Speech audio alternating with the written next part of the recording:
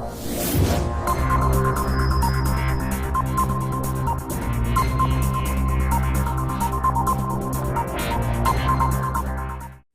Guys, नमस्कार।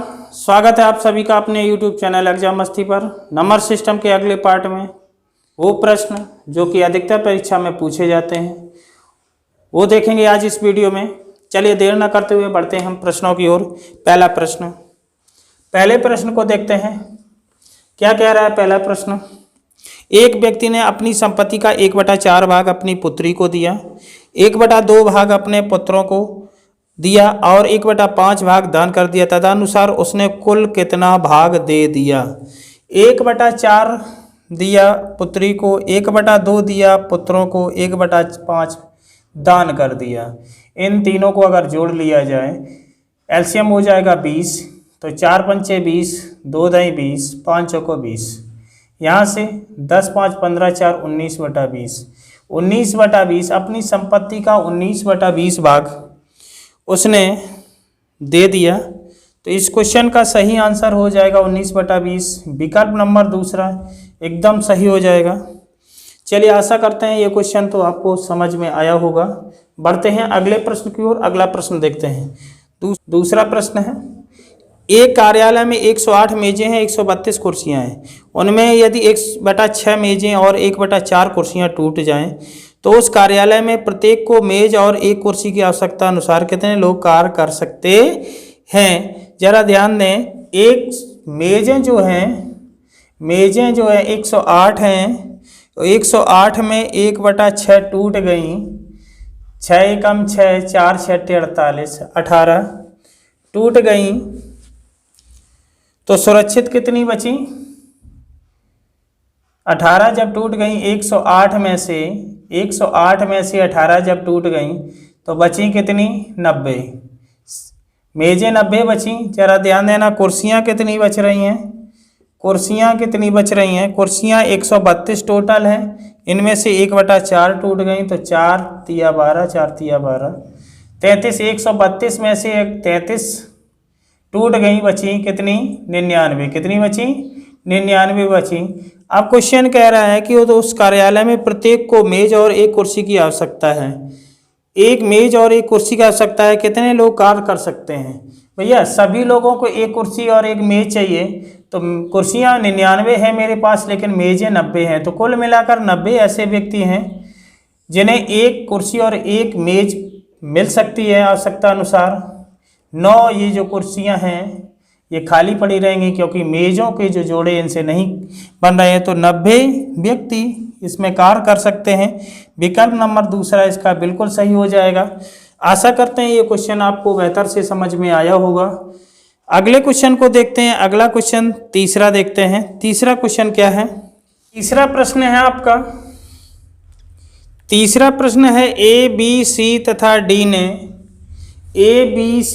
D ने 60 रुपये की कीमत का एक उपहार खरीदा। A plus B plus C plus D ने 60 रुपये का एक उपहार खरीदा। उसके लिए ए ने दूसरे कौन से बचे? B plus C plus D. इनसे क्या किया? दूसरों की आधी कीमत अदा की।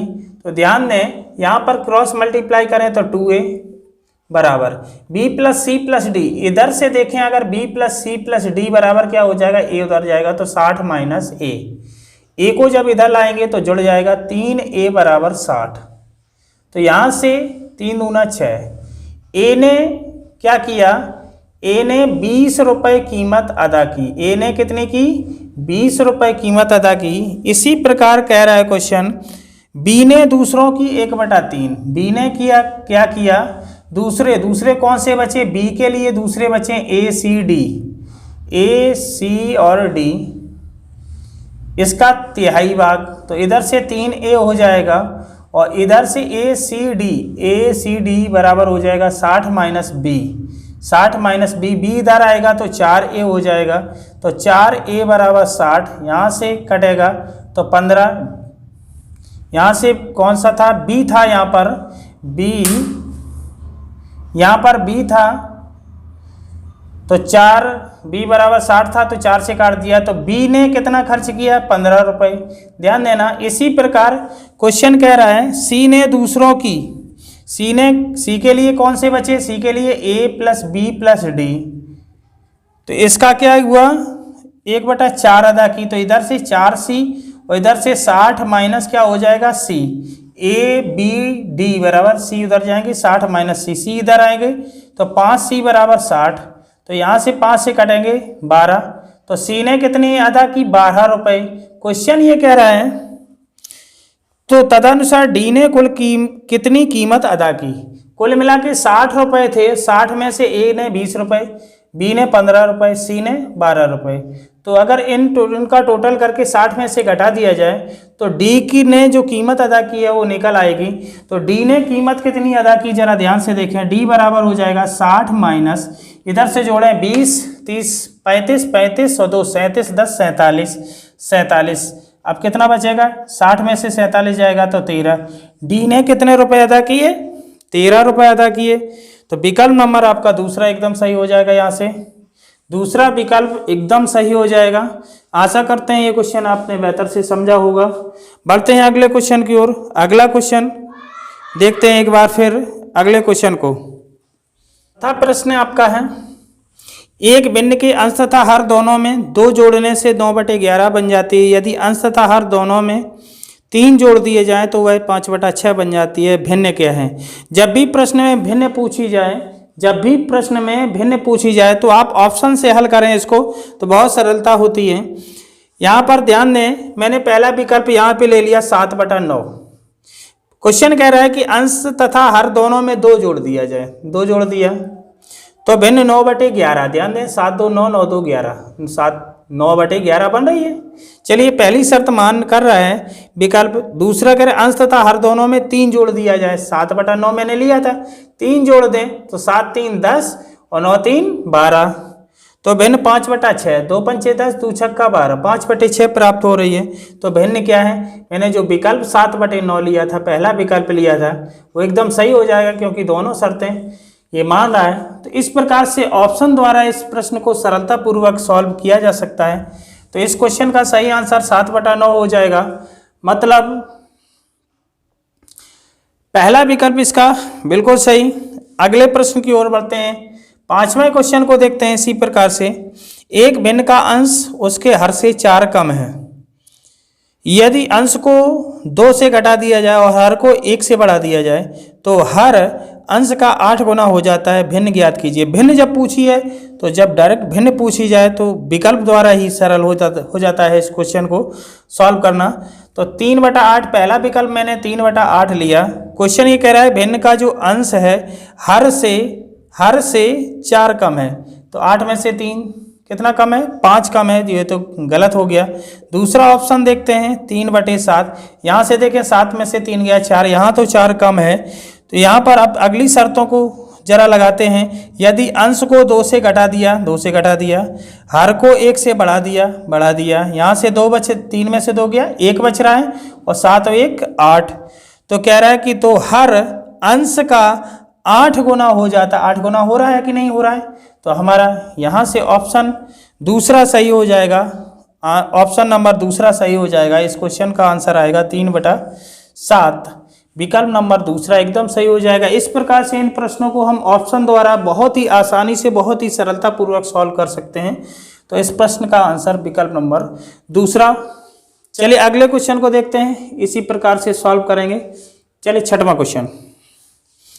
क्वेश्चन है 1/20 धन 1/30 धन 1/42 धन 1/56 धन 1/72 1/90 का मान कितना होगा।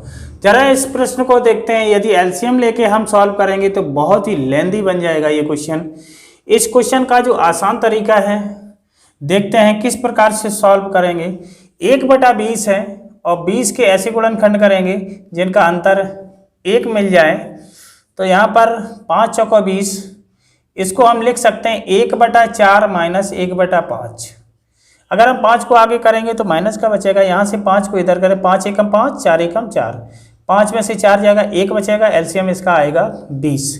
इसी प्रकार इसको लिख सकते हैं 6 पंचे 30 लिख सकते हैं, तो 5 छक्का 30, 5 आगे छोटी संख्या आगे लेंगे तो 1/5 ऋण 1/6। इसको 6 सत्ते 42, 1/6 माइनस 1/7, 7 अट्ठे 56, 1/7 माइनस 1/8, 8 निम 72 प्लस 1/8 माइनस 1/9, 1/90 को 9 दई 90 प्लस 1/9 माइनस 1/10। यहाँ से देखेंगे ये कट जा रहे हैं, ये भी कट गए, क्या मिला मुझे 1/4 इधर से मिला, 1/10 उधर से मिला। एलसीएम कितना आएगा 20 और 4 पंचे 20, 10 दूना 20, 5 में से 2 जाएगी 3/20। तो इस प्रश्न का इस प्रकार से आसानी से आंसर निकाल सकते हैं। 3/20 इस प्रश्न का आंसर आएगा। विकल्प नंबर तीसरा एकदम सही हो जाएगा। छठवें क्वेश्चन का विकल्प नंबर तीसरा एकदम सही। चलिए आशा करते हैं ये क्वेश्चन आपको बेहतर से समझ में आया होगा। चलिए अगले क्वेश्चन की ओर बढ़ते हैं। अगला प्रश्न देखते हैं। 7वां क्वेश्चन है, जब किसी लड़के से किसी भिन्न का 6/7 बताने को कहा गया, मान लीजिए भिन्न x है, इसका 6/7 बताने के लिए कहा गया, तो उसने क्या किया, गलती से उस भिन्न को 6/7 से भाग कर दिया। तो क्या हुआ, सही उत्तर से 13/70 अधिक उत्तर प्राप्त हुआ। अधिक हुआ तो घटा देंगे 13/70। इसको इधर लाते हैं तो 13/70 इधर से ये जब मल्टीप्लाई करेंगे तो 7 ऊपर जाएंगे, 7x/6 माइनस 6x/7। यहाँ से देखते हैं 13/70 एलसीएम हो जाएगा 6 गुणा 7, यहाँ से 7 सत्ते 49 माइनस 6 छक्का 36, x को बाहर ले लिया। यहाँ से काटते हैं 7 दही 70, 2 से अगर मल्टीप्लाई करें, 2 से अगर इसको डिवाइड करें, 2 तिया 6, 2 पंचे 10, तो यहाँ पर बच रहा है 13/5 और इधर से बच रहा 49 में से 36 जाएंगी, 49 में से 36 जाएंगी तो कितना बचेगा 13/3 x, यहाँ से 13 कट जा रहे हैं, 3 को इधर ले जाएंगे तो x की वैल्यू आएगी 3/5। विकल्प नंबर दूसरा इसका एकदम सही हो जाएगा। विकल्प नंबर दूसरा इसका एकदम सही हो जाएगा। 7वें क्वेश्चन का आंसर आपका आएगा 3/5। आशा करते हैं ये क्वेश्चन आपको बेहतर से समझ में आया होगा। यदि कुछ डाउट रहे भी तो आप कमेंट बॉक्स में हमें लिखकर दीजिएगा। मैं अगले वीडियो में आपकी कमियां दूर करने की पूरी कोशिश करूंगा। चलिए अगले क्वेश्चन को देखते हैं। अगला क्वेश्चन, 3 भिन्नों का योग 2 सही 11/24 है।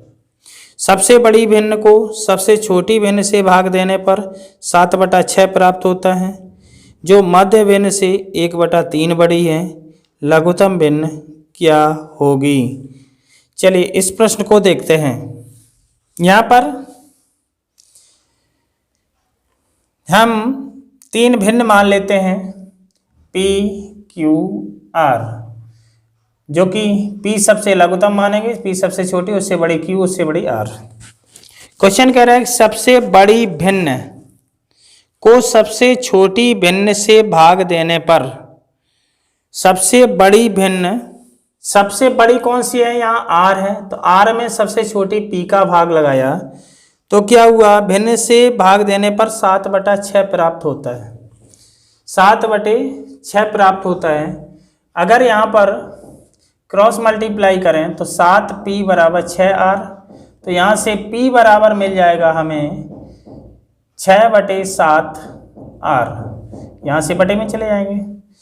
अब ध्यान दें क्वेश्चन आगे ये कह रहा है जब बड़ी भिन्न को सबसे छोटी भिन्न से भाग दिया तो 7/6 प्राप्त हुआ, जो मध्य भिन्न कौन सी है, Q, मध्य भिन्न से 1/3 बड़ी है। जो 7/6 है ये 1/3 बड़ी है, तो Q बराबर हो जाएगा 7/6 माइनस 1/3।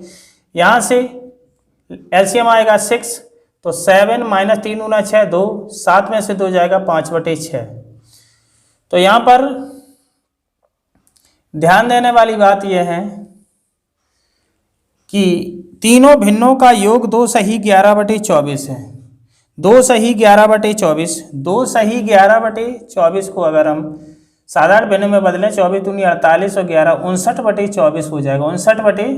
24, तीनों योग मतलब P प्लस Q कितना है 5/6। R कितना है, R कितना मिलेगा, R यदि यहाँ से निकालें तो R का मान यहाँ से आ जाएगा 7P। यहाँ से अगर P का ना निकाल के यहाँ से R का निकाल लेते तो आसान समझने में हो जाता। R बराबर 6 इधर जाएंगे तो 7P/6, तो यहाँ से 7P/6 आ गया बराबर कितना है 59/24।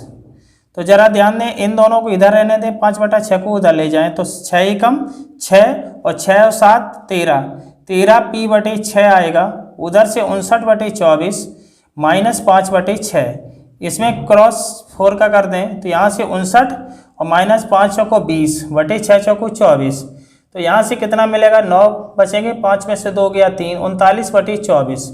यहाँ से देखेंगे तो 13P/6 बराबर 39/24 बच रहा है। तो यहाँ से 6 से क्रॉस करेंगे 6 को 24, 13 से करेंगे 13 3 39, P का मान आ गया 3/4। क्वेश्चन ये कह रहा था कि लघुत्तम भिन्न क्या है, सबसे छोटी भिन्न क्या है। सबसे छोटी भिन्न मैंने P मानी थी और P का आंसर कितना आ गया 3/4, मतलब ऑप्शन नंबर दूसरा इसका एकदम सही हो जाएगा। ऑप्शन नंबर दूसरा इसका एकदम सही हो जाएगा। चलिए भिन्न आई 3/4। आशा करते हैं समझ में आया होगा प्रश्न। बढ़े अगले क्वेश्चन की ओर। अगला क्वेश्चन देखते हैं इसी प्रकार से। 9वां प्रश्न है आपका, एक स्कूल ग्रुप एक जैसी 3 बसें भाड़े पर लेता है और 4/5 सीटें घेरता है। 1/4 यात्रियों के चले जाने के बाद शेष यात्री केवल 2 बसें इस्तेमाल करते हैं। अब 2 बसों में घेरी गई सीटों की भिन्न क्या होगी। जरा ध्यान देते हैं, हमने मान लिया कि प्रत्येक जो बस है उसमें जो सीटों की संख्या 10 है। प्रत्येक जो बस है उसमें सीटों की संख्या 10 मान ली, तो 3 बस हैं, 3 बस हैं, इसमें सीटों की संख्या कितनी हो जाएगी 30। मान लिया मैंने एक बस में सीटों की संख्या 10 है तो 3 बसों में हो जाएगी, 3 बसों में सीटों की संख्या 30 हो जाएगी और 30 का 4/5 सीटें घेरता है। कह रहा है कि और 4/5 सीटें घेरता है, तो 5 छक्का 30, 6 चौको 24 सीटें घेरता है, 24 सीटें घेरता है। जरा ध्यान दें, 1/4 यात्रियों के चले जाने के बाद 1/4 चली गई। ध्यान देना, 1/4 यात्री जब चले गए, एक में से 1 पूरा हम 1 मानते हैं, 1 में से 1/4 चले गए तो कितना बचा 3/4, 4 में से 1 जाएगा 3/4 बचे। तो 24 सीटों में जो 3/4 यात्री बचे हैं के बाद के शेष यात्री केवल 2 बसों का इस्तेमाल करते हैं। कितने शेष बचे 4 छंग 24, 6 तिया 18, कितने बचे 18 बचे। क्यों, चूंकि 1/4 चले गए तो बचे कितने 3/4, 3/4 से इसमें 24 में गुणा कर दिया, 6 तिया 18। अब ये शेष 2 बसें इस्तेमाल करते हैं तो भिन्न हो जाएगी। एक बस में यात्री कितने हैं 10, तो 2 बसों में हो जाएंगे 20, तो 18/20, 2 से डिवाइड करते हैं, 2 में 18, 2 दाई 20, कुल मिला के आंसर आपका आएगा 9/20। 9/20 का मतलब विकल्प नंबर चौथा इसका एकदम राइट हो जाएगा, चौथा विकल्प एकदम सही हो जाएगा। चलिए 10वें क्वेश्चन की ओर बढ़ते हैं। 10वां क्वेश्चन देखते हैं। 0.3939 और 39 पर बार। चलिए इस क्वेश्चन को सॉल्व करने का आसान तरीका समझिएगा। पूरी जो भी जब ऐसा क्वेश्चन हो कि कुछ अंकों पर बार हो कुछ अंकों पर बार ना हो, तो पूरी जो संख्या है 39, इसमें से जिस पर बार नहीं है वो घटा देते हैं 39। ठीक है, जितने अंकों पर बार है उतने 9 लिखेंगे और जितने अंकों पर बार नहीं है वो 0, उसके 0 लिखेंगे। ध्यान से देखें, जब ऐसा क्वेश्चन आए कुछ अंकों पर बार हो कुछ अंकों पर बार ना हो, तो पूरी संख्या में से जिन पर बार नहीं है वो हम घटा देते हैं। जितने अंकों पर बार है उतने अंकों के 9 और जितने अंकों पर बार नहीं है उतने के 0 रख लेते हैं। तो 39 में 39 जब माइनस करेंगे तो बचेगा 3900, बटे 9900। 0 से 0 डिवाइड हो जाएगा, बचेगा 39 बटे 99। 39 बटे 99, 3 से काटेंगे, 3 एकम 3, 3 तिया 9, 3 तिरका 9, 3 तिया 9, 13 बटे 99, 13 बटे 33, सॉरी 13 बटे 33। इसका सही आंसर होगा, मतलब विकल्प नंबर चौथा इसका एकदम सही हो जाएगा। चौथा को विकल्प एकदम सही हो जाएगा। आशा करते हैं ये सारे क्वेश्चन आपको बेहतर से समझ में आए होंगे। यदि समझ में आए हो तो वीडियो को लाइक व शेयर अवश्य करें। यदि हमारे चैनल पर आप पहली बार आए तो चैनल को सब्सक्राइब व बेल आइकन को प्रेस अवश्य कर दें, ताकि आने वाली वीडियो की नोटिफिकेशन आपको मिलती रहे। मिलते हैं अगले वीडियो में, तब तक के लिए जय हिंद, वंदे मातरम।